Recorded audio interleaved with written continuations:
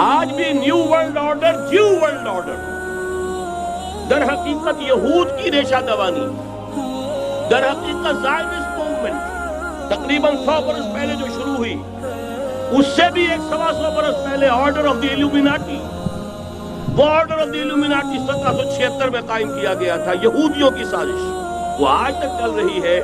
آج بھی یہودی ہے کہ جو اسلام کا خاتمہ اور مسلمانوں کو اپنے کمی کاری بنانے کے لیے ایک پورے ورلڈ آرڈر کا نقشہ بنا کر آ چکے ہیں، اور آج در حقیقت آپ کا اصل دشمن، میں بالکل اتفاق کرتا ہوں مولانا سے، اصل دشمن نمبر 1 میرے اور آپ کے اندر موجود ہے، میرا اور آپ کا نفس۔ اصل دشمن یہ ہے، نفس ما ہم کم طرف فرعون نیست لیکن اورعون ایراعون نیست۔ اور دوسرا خارجی دشمن سب سے بڑا یہودی، لیکن یہ کہ اس وقت کے اور اس وقت کے حالات میں ایک بڑا فرق واقع ہوا۔ مجھے اقبال کے وہ شعر یاد آ رہے ہیں، دنیا کو ہے پھر مار گئے روح و بدن پیش، تہذیب نے پھر اپنے درندوں کو ابھارا، اللہ کو پابر دیے مومن پہ بھروسہ، ابلیس کو یورپ کی مشینوں کا سہارا، کوئی تاریخ ستیزہ کار رہا ہے ازل سے قائم روز، چراغ مصطفی سے شرار بولہوی، تو دنیا کو ہے پھر مار گئے روح و بدن پیش، تہذیب نے پھر اپنے درندوں کو ابھارا، اللہ کو پامر دیے مومن پہ بھروسہ، ابلیس کو یورپ کی مشینوں کا سہارا۔ میں جس فرق کی طرف اشارہ کر رہا ہوں ذرا اس پر غور کیجئے۔ جس وقت یہودی حضور صلی اللہ علیہ وسلم اور صحابہ کرام کی مخالفت کر رہے تھے، ان کے اور عیسائیوں کے درمیان دشمنی تھی۔ وقالت اليہود لیست النصارى علی شیء وقالت النصارى لیست اليہود علی شیء، ان میں آپس میں سانپ اور نیولے کا بیر تھا اس وقت، جبکہ نبی اکرم صلی اللہ علیہ وسلم کے ساتھ یہود کی یہ کشاکش جاری تھی۔ یہی وجہ ہے کہ آپ کو معلوم ہے کہ قرآن مجید کہتا ہے کہ بدترین دشمن تمام انسانوں میں اہل ایمان کے وہ یہود ہیں، اور قریب ترین اگر کسی کو پاؤ گے دوستی میں مسلمانوں کے تو وہ نصارہ۔ سورہ مائدہ کی آیت ہے، وَلَتَجِدَنَّ أَشَدَّ النَّاسِ عَدَاوَةً لِلَّذِينَ آمَنُوا الْيَهُودَ وَلَتَجِدَنَّ أَقْرَبَهُمْ لِلَّذِينَ آمَنُوا مَوَدَّةً لِلَّذِينَ آمَنُوا الَّذِينَ قَالُوا إِنَّا نَصَارَى۔ اس وقت صورتحال یہ تھی۔ آج زمین و آسمان کا فرق واقع ہو چکا ہے، آج یہودی عیسائی پر مسلط ہو چکا، یہودیوں نے پورا عالم عیسائیت فتح کر لیا، آج پورا عالم عیسائیت یہودیت کا اعلی کار بن چکا ہے۔ چنانچہ پہلے تو ایک ہی بات تھی، یہ تو تقریباً 300-400 سال قبل ہو چکا، کہ west white Anglo Saxon Protestants یہ تو اعلی کار بن گئے تھے آج سے صدیوں پہلے، انہی کے ذریعے سے یورپ کے اندر انہوں نے سود کی اجازت حاصل کی، انہی کے ذریعے سے یہ ساری فحاشی اور یہ ساری عریانی کا جو بازار گرم کیا، یہ در حقیقت آزاد خیالی، لبرلزم، حریت فکر، حریت عمل، میں آزاد ہوں، میں ننگا جانا چاہتا ہوں بازار میں، آپ کون ہوتے روکنے والے؟ آپ اپنی آنکھیں بند کر لیں، ہم آزاد ہیں، ہم 2 مرد ہیں، شادی کرنا چاہتے ہیں، شوہر اور بیوی کی حیثیت سے رہنا چاہتے ہیں، آپ کون اعتراض کرنے والے؟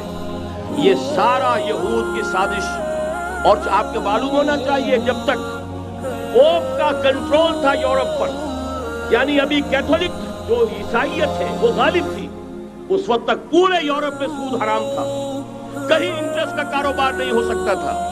یہ پروٹیسٹنٹس کے ذریعے سے اس کی اجازت حاصل کی، نتیجہ یہ نکلا، علامہ اقبال شاعر مشرق اس صدی کے آغاز میں گیا تھا یورپ، اور وہاں جا کر اس نے دیکھ لیا تھا فرنگ کی رگے جہاں پنجے یہود میں ہے۔ معاشی اعتبار سے یہودیوں نے پورے یورپ کے اوپر اپنا تسلط قائم کر لیا تھا، اور یہ یہودی کون تھے؟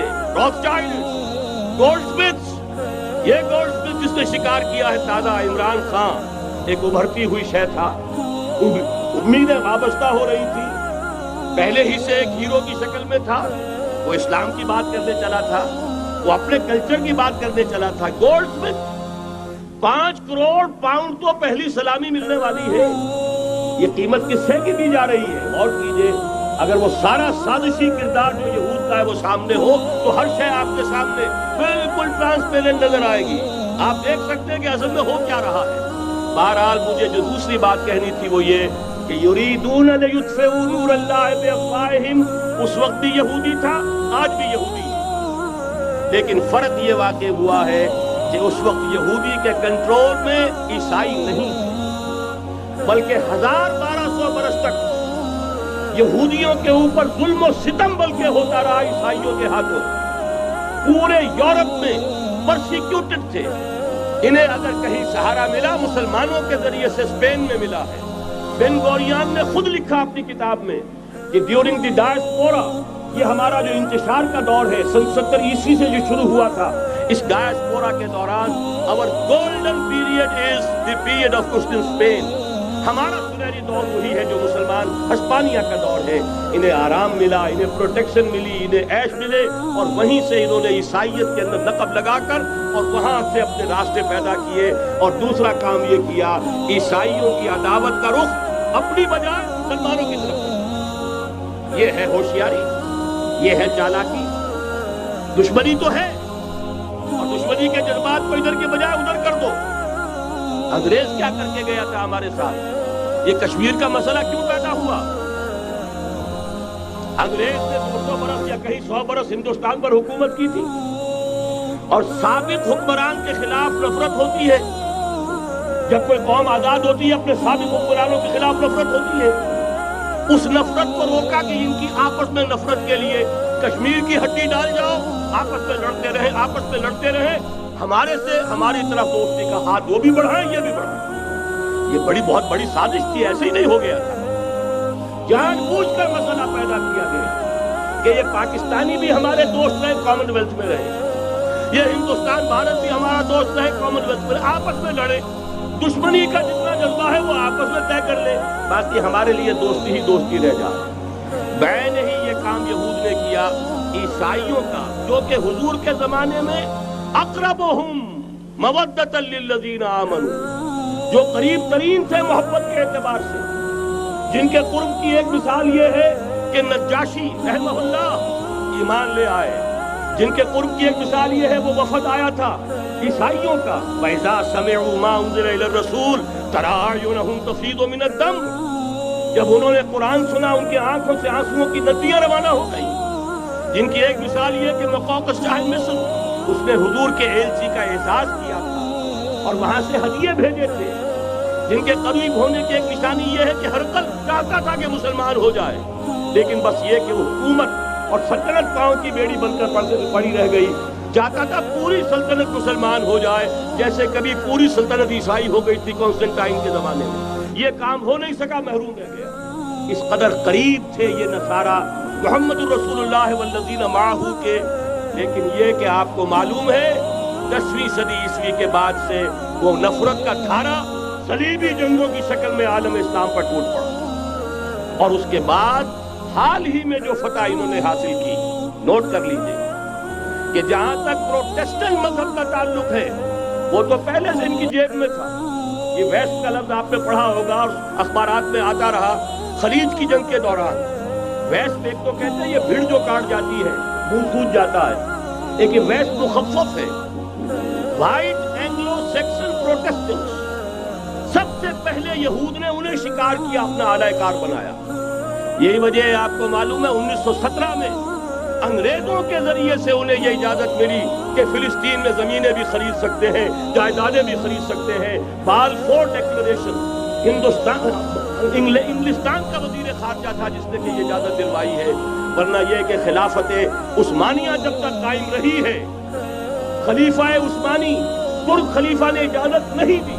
اس لیے کہ حضرت عمر رضی اللہ تعالیٰ عنہ نے، یہ بھی اب تاریخ کی ایک حقیقت بیان کر رہا ہوں جو شاید بہت سے حضرات کے علم میں نہ ہو، کہ جب یروشلم کے عیسائیوں نے سرنڈر کیا ہے یروشلم، حضرت عمر آئے ہیں، تشریف لائے ہیں مدینہ منورہ سے چارج لینے کے لیے.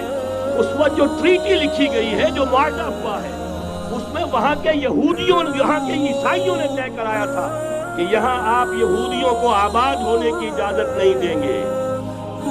یہودی آ سکتا ہے، زیارت کر سکتا ہے، اپنے مقامات مقدسہ کو آ کر دیکھ سکتا ہے، یہاں آباد نہیں ہو سکتا۔ اور یہ کون شرط ٹکرائی؟ عیسائی۔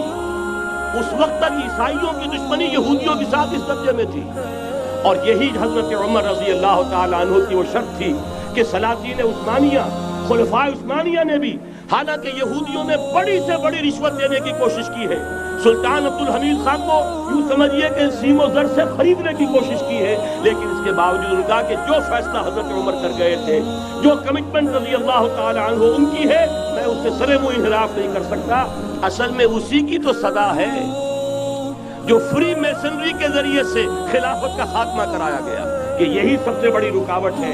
اگر خلافت ختم نہ ہوتی اور اگر کہیں جہاد کا اعلان خلیفہ عثمانی کی طرف سے ہو گیا ہوتا تو یہ کہی تھی بات، جب حضرت شیخ الہند رحمۃ اللہ علیہ جب یہ اسیری میں تھے مالٹا میں، تو وہاں کا انگریز کمانڈر، اس نے کیونکہ وہ کچھ مرید ہو گیا تھا یا کم سے کم عقیدت مند ہو گیا تھا، ایک روز حضرت شیخ الہند نے ان سے سوال کیا، اس شخص سے، کہ آپ لوگ ہماری خلافت کے پیچھے کیوں پڑے ہوئے؟ یہ تو بیمار، تم خود کہتے ہو، یورپ کا مرد بیمار ترکی، آپ کو کیا ڈر ہے اس سے؟